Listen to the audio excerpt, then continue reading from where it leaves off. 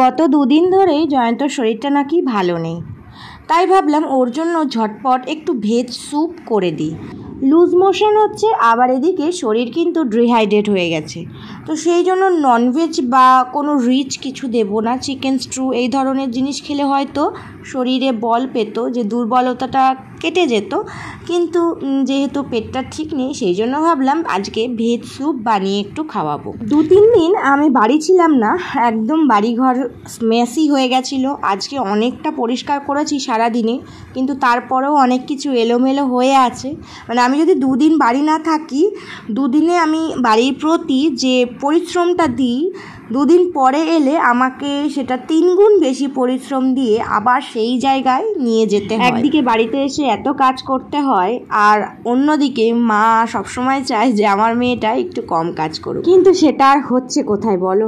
তো এই যে আটা মেখে রেখেছিল, আর কিছু রুটিও করা আছে, তবে আমি ভাবছি যে অল্প একটু রুটি বানিয়ে নেব এই আটাটা থেকে, আর বাকি আটা রেখে দেবো। আর এছাড়াও আমার রুটি অলরেডি কিছু করাও আছে, তাই 3টে লেচি হবে এরকম ধরনের একটুখানি আটা নিয়ে বাকিটা আমি আবার ফ্রিজে রেখে দেবো যাতে নষ্ট না হয়ে যায়। এই দেখো, মা কিন্তু অলরেডি রুটি করেই পাঠিয়ে দিয়েছে। আটাটা আমি বাইরে রেখে দিলাম যাতে ঠান্ডাটা একটু কেটে যায়, আর বাকি আটাটা তাড়াতাড়ি করে ফ্রিজে তুলে দেবো, একটুও নষ্ট যেন না হয়, কারণ নষ্ট আমি একদমই পছন্দ করি না। তো এরপরে দেখো এক ড্রাই বাসন পড়ে রয়েছে, সেই বাসনগুলোও মাজতে হবে। সবাই মনে করে যে জয়ন্ত অনেক কাজ করে, অনেক সাপোর্ট করে, ও নিজেও হয়তো সেটাই মনে করে, কিন্তু কাজ করে বলে যতটুকুনি না হয়, ওপর কাজ করা আর পুরো একদম নিট অ্যান্ড ক্লিনভাবে কাজ করা, দুটোর মধ্যে অনেক পার্থক্য থাকে। এই যেমন আমি কদিন ছিলাম না, ও কিন্তু রান্না করে খেয়েছে, কোনোদিনও ভাত করে দই দিয়ে খেয়েছে, কোনোদিনও ডিম কষা করে খেয়েছে, হয়তো রুটিটা কিনে নিয়েছে, এরকমভাবে সম্পূর্ণ রান্না বা পুরোপুরি রান্না কিন্তু করেনি। কারণ শুধু রান্না করলেই হয় না, বাসনও মাজতে হয়। তো বাসন মেজে ঘর পরিষ্কার তো দূরের কথা, বিছানাপত্র A to Z সব কিছুই নোংরা হয়ে পড়ে রয়েছে। কিন্তু এখানে যদি একটা মেয়ে হতো, সে কিন্তু ডিউটি করে পুরো সংসার কিন্তু অনায়াসে সামলাতে পারতো।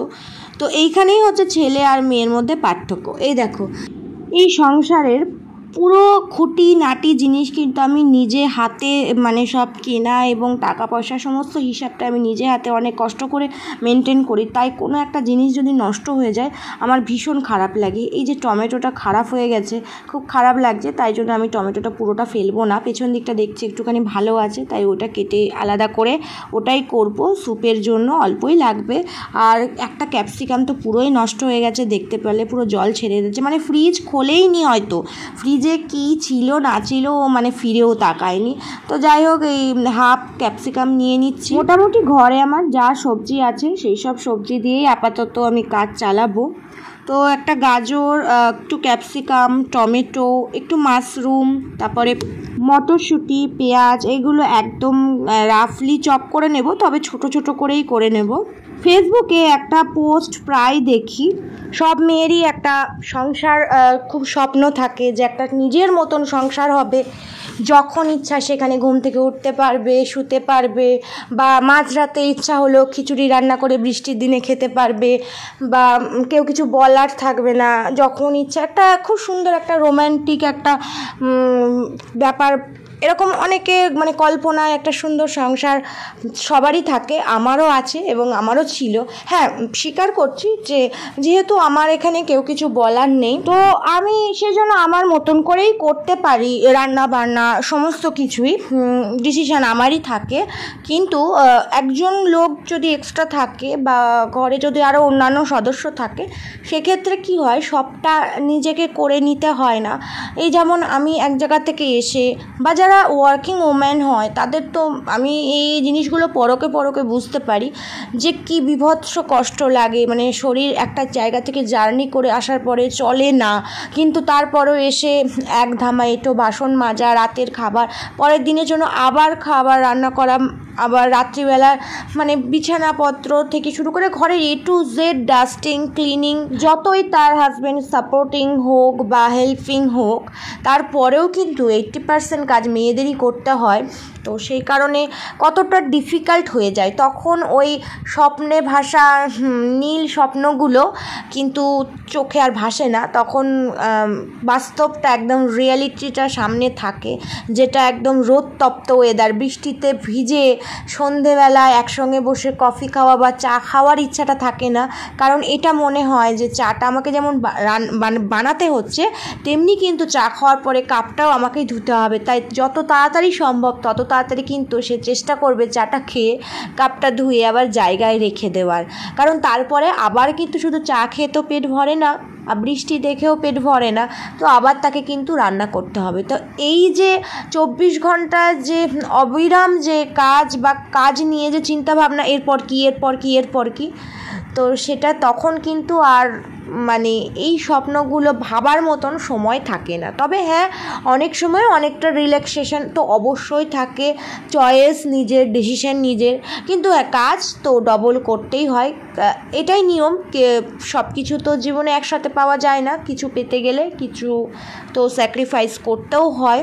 তো সবই ভাগ্য, যার লাইফ যেমন তাকে সেরকমভাবেই মেনে নিতে হবে। এসব স্বপ্ন অ্যাকচুয়ালি বাস্তব হয় না, যে স্টেজে থাকে সেই স্টেজটাকেই নিজের রিয়ালিটি মনে করে, বাকি অপর স্টেজটাকে স্বপ্ন বলেই মনে হয়। এই যে আমি অতি সামান্য একটুখানি তেল দিয়ে সমস্ত ভেজিটেবিলগুলো হালকা করে সটে করে নিচ্ছি। তার মধ্যে কিন্তু আমি একটু রসুন অ্যাকচুয়ালি কুচো করে দিলে ভালো হতো, কিন্তু আমার কাছে গোটা রসুন ছিল না, তাই জন্য আমি একটু রসুন পেস্টটা দিয়ে দিয়েছি, অল্প একটুখানি আদা পেস্ট দিয়ে দিয়েছি, সাথে কিন্তু আমি দিয়ে দেব হচ্ছে অনেক বেশি করে জিরের গুঁড়ো, কারণ জিরেটা ফ্লেভারটাই শুধু থাকবে আর অন্য কোনো মশলা যেহেতু নেই।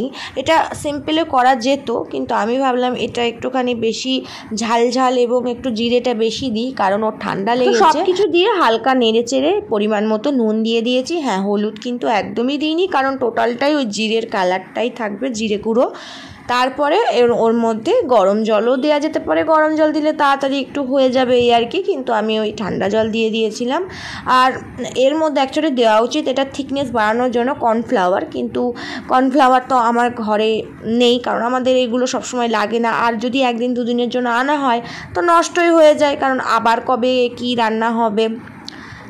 তো সেই কারণে আমি একটুখানি ময়দা গুলে অল্প সামান্য একটুখানি থিকনেসটা বাড়ানোর জন্য দিয়ে দিয়েছিলাম। খুব ঝাল করেই ব্যাপারটাকে করব ভাবছি, যাতে একদম সর্দি সেলেসে ঠান্ডা লাগাটা বেরিয়ে যায় আর শরীরটাও ওর একটু চনমনে হয়ে যায়, কারণ ও এখন শুয়ে মোবাইল ঘাটা ছাড়া আর কিছুই সেরকম করতে পারছে না, কারণ শরীরটা সত্যিই খুব দুর্বল। তোমরা অনেকেই হয়তো আমার থেকে ভালো বানাতে পারবে স্যুপ, তাই জন্য স্যুপের রেসিপিটা অত ভালো করে তোমাদের বিস্তারিত বললাম না, কারণ আমার মনে হয় এই পৃথিবীতে আমি বোধহয় একমাত্র যে রান্না পারি না, কারণ আমার পৃথিবী তো আমার ফ্যামিলিকে ঘিরে, মানে আমার শ্বশুরবাড়ির লোকজনকে ঘিরে, তো তাদের মধ্যে আমি একমাত্র যে রান্না পারি না, বাকি আমাদের সবাই ফ্যামিলি সবাই অনেক ভালো রান্না পারে। তো আমি কাজ চালানোর মতন চালিয়ে নিচ্ছি, এই 5 বছর ধরে এইভাবেই চালিয়ে নিচ্ছি, অসুবিধা তো আমার হচ্ছে না সেরকম। ও হ্যাঁ, লাস্টে না আমি একটুখানি সাবু ছড়িয়ে দিয়েছিলাম, সাবুটাও বেশ স্যুপের মধ্যে দিলে একটুখানি ভালো লাগে। আর শেষে একটু আমি ওই সাদা তিল বলে না, সাদা তিল একটুখানি ছড়িয়ে দিয়েছিলাম গার্নিশের জন্য। অনেকটা জল দিয়ে ভালো করে ফুটিয়ে নিয়েছিলাম, কারণ ওই গাজরটা সিদ্ধ হতে না একটুখানি সময় লাগে সেই জন্য। তো আপাতত আজকে স্যুপটা কেমন লাগলো দেখে তোমরা বলো। খেয়ে তো আমার ভালোই লেগেছিল, খুব ঝাল গরম। তোমরা চাইলে আর একটু ঠিক রাখতে পারো বা আর একটু জল বেশি কম সেটা নিজেদের মতন দিয়ে নিতে পারো। স্যুপটা তুলে নিয়েছি, দেখো কত সুন্দর লাগছে। যাই এবার জয়ন্তকে দিয়ে আসি, ওর একটু ভালো লাগবে। গরম ঝাল একটু গলায় লাগলে আশা করি গলাটা মুখটা ছাড়বে। তো আজকের ভিডিওটা তাহলে এখানেই শেষ করলাম। সবাই ভালো থেকো, সুস্থ থেকো, বাই বাই।